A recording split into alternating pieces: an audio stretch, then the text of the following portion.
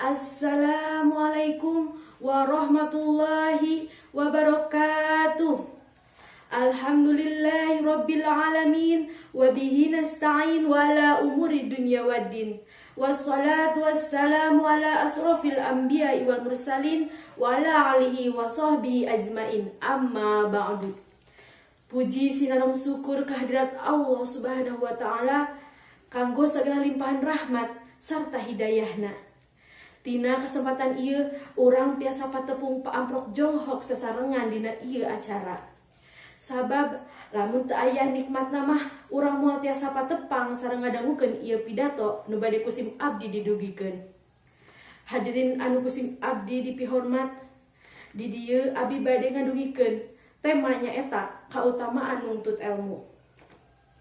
Dina ilmu kabagjaan dunia tiasa ku urang dirasakeun. Sapertos dina hadis Nabi anu ngagaduhan arti.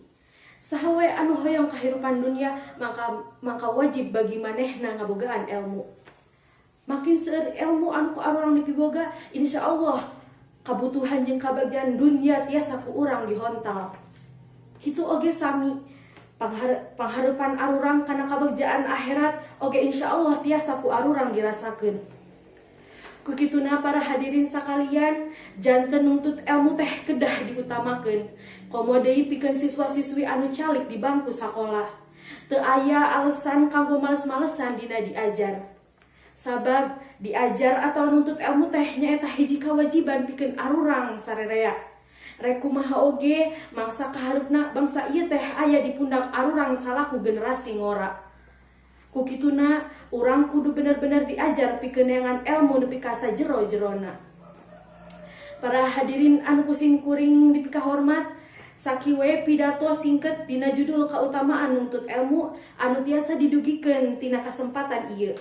Mugi-mugi urang sadaya tiasa terus diajar serta ulah ngarasa males supados arurang tiasa ngarasakeun naon eta nikmatna ngabogaan ilmu.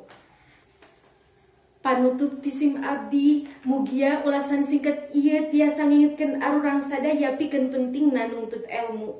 Hatur nuhun kana sadaya waktosna, hapunten milih aya kalepatan dina cariosan sim abdi. Wassalamualaikum warahmatullahi wabarakatuh.